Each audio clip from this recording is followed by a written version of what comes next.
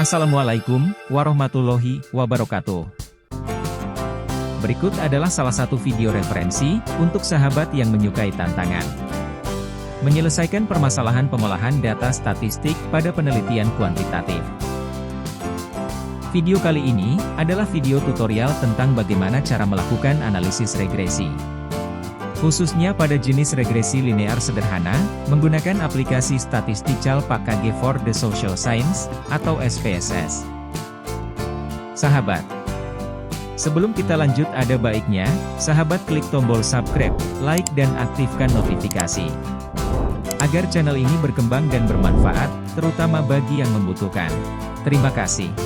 Sahabat, apa yang dimaksud dengan analisis regresi? Mari kita simak uraian berikut. Tahan dulu sejenak. Seruput dulu kopinya, biar fresh. Fokus dan simak video ini dari awal hingga akhir, agar tidak gagal paham. Ya, harus fokus dan fokus. Analisis regresi adalah sebuah metode statistik yang digunakan untuk mengetahui hubungan antara satu atau lebih variabel independen, X, dengan variabel dependen, Y. Analisis ini dapat digunakan untuk menilai kekuatan hubungan antar variabel dan untuk membuat prediksi hubungan di masa depan antara dua variabel tersebut. Pada analisis ini, variabel dibedakan menjadi dua, yaitu 1. Variabel explanatory, atau variabel penjelas, atau juga biasa kita kenal dengan istilah variabel independen, X, dan 2. Variabel response, atau variabel yang dipengaruhi, atau juga biasa kita sebut dengan nama variabel dependen, Y. Analisis regresi pada dasarnya terbagi menjadi dua jenis, yaitu, pertama, analisis regresi linear, meliputi analisis regresi linear sederhana, dan analisis regresi linear berganda. Adapun jenis analisis regresi yang kedua, adalah analisis regresi non-linear atau analisis regresi yang tidak memiliki pola linear. Analisis regresi linear sederhana dan berganda adalah jenis analisis regresi yang paling umum digunakan. Pola hubungan antara variabel independen, X, dengan variabel dependen, Y, pada jenis analisis regresi linear sederhana dan berganda adalah linear. Untuk itu, pada analisis jenis regresi linear ini disyaratkan bahwa kedua kelompok data, yaitu data X dan data Y telah melampaui uji linearitas sebelumnya. Sedangkan, analisis regresi non-linear hanya digunakan pada kelompok data yang lebih rumit, di mana pola hubungan antara variabel independen, X, dengan variabel dependen, Y, tidak memiliki pola linear. Sahabat, pembahasan pada video ini akan dibatasi hanya tentang analisis regresi linear sederhana dengan dua kelompok data, yaitu kelompok data yang mewakili variabel independen, X, dan kelompok data yang mewakili variabel dependen, Y. Sebagai bahan pembelajaran analisis regresi linear sederhana pada video ini, kita ambil contoh salah satu judul penelitian kuantitatif berikut, yaitu pengaruh kemampuan kognitif mahasiswa terhadap prestasi akademik mahasiswa pada mata kuliah statistika. Pada judul penelitian kuantitatif tersebut, terdapat dua variabel yang diteliti, yaitu kemampuan kognitif mahasiswa, X, dan prestasi akademik mahasiswa, Y. Variabel kemampuan kognitif mahasiswa, X, adalah variabel explanatory, atau variabel penjelas. Sedangkan, variabel prestasi akademik mahasiswa, Y, adalah variabel response, atau variabel yang akan dijelaskan oleh variabel penjelas, X. Hal ini berarti bahwa, kedudukan variabel X, kemampuan kognitif mahasiswa, dalam analisis regresi ini, akan memberikan kontribusi terhadap variabel Y, prestasi akademik mahasiswa. Contoh, jika kemampuan kognitif mahasiswa meningkat, maka prestasi akademik mahasiswa juga meningkat. Peningkatan prestasi akademik mahasiswa dalam contoh ini, tentu disebabkan karena adanya peningkatan kemampuan kognitif mahasiswa. Sahabat, hubungan sebab akibat kedua variabel ini, merupakan topik utama yang akan kita bahas pada video ini. Melalui analisis regresi, akan terjawab Apakah prestasi akademik mahasiswa benar-benar dipengaruhi oleh kemampuan kognitif mahasiswanya, atau sebaliknya?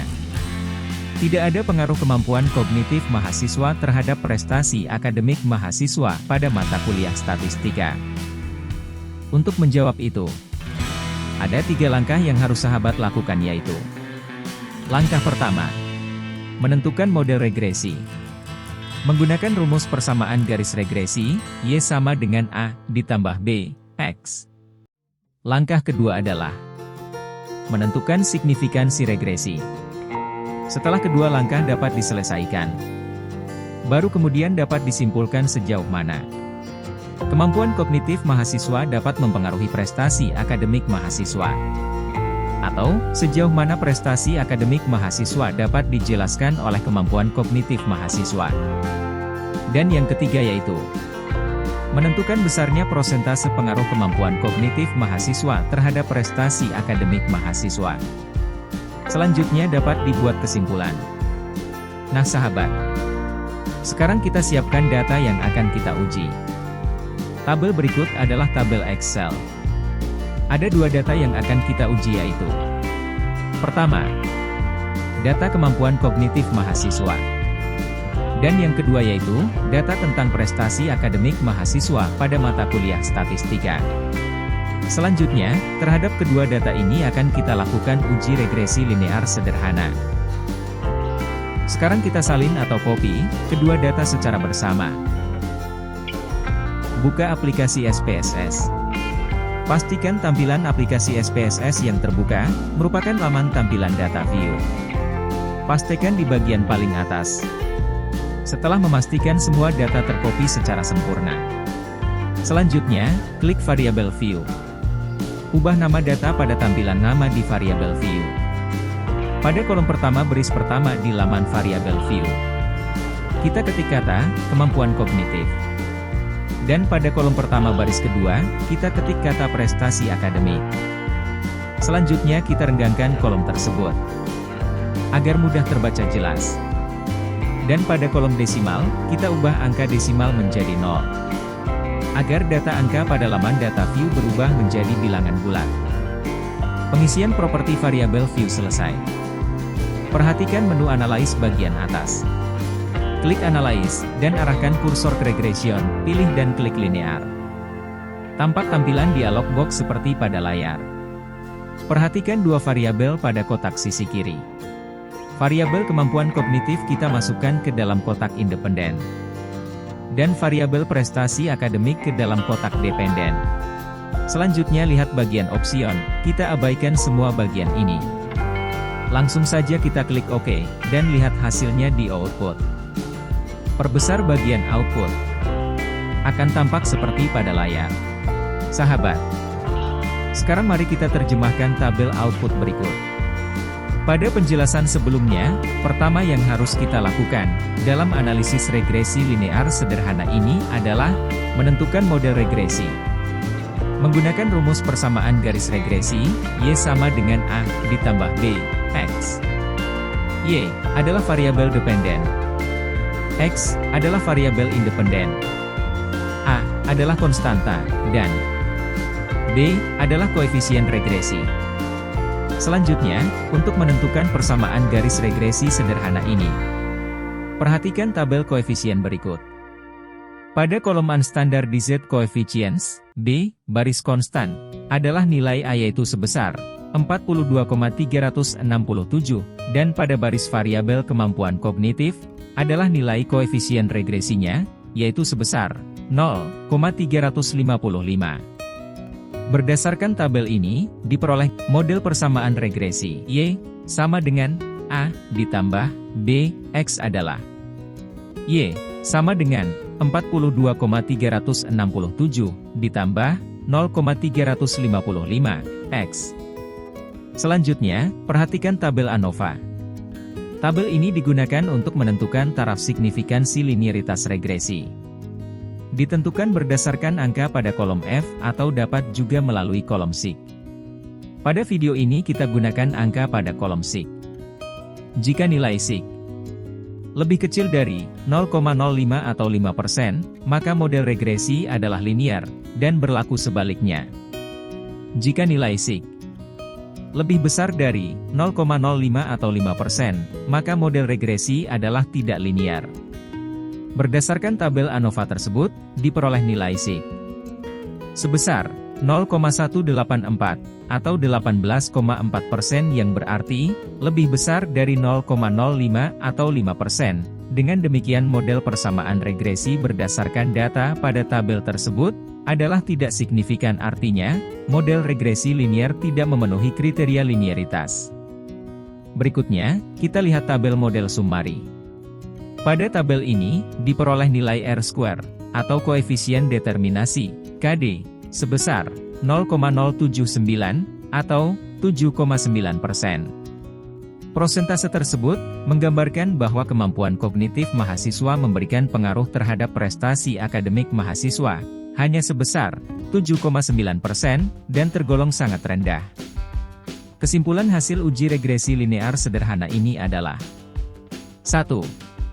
Model regresi kedua data variabel kemampuan kognitif mahasiswa, X, dan prestasi akademik mahasiswa, Y, adalah Y sama dengan 42,367 ditambah 0,355, X. Model regresi ini menggambarkan hubungan dua variabel. Jika angka pada sisi sebelah kanan, X, berubah, maka akan diikuti angka sisi sebelah kiri, Y. 2. Diperoleh nilai sig sebesar 0,184 atau 18,4% lebih besar daripada 0,05 atau 5%, maka model persamaan regresi tidak signifikan karena tidak memenuhi syarat linear. 3. Prosentase pengaruh kemampuan kognitif mahasiswa terhadap prestasi akademik mahasiswa hanya sebesar 7,9%, tergolong sangat rendah. Sehingga dapat dikategorikan tidak ada pengaruh kemampuan kognitif mahasiswa terhadap prestasi akademik mahasiswa. Sahabat, demikian video tutorial cara uji regresi linear sederhana ini. Terima kasih sudah menonton. Jangan lupa subscribe, like, dan bagikan link video ini kepada yang membutuhkan. Semoga bermanfaat. Wassalamualaikum warahmatullahi wabarakatuh.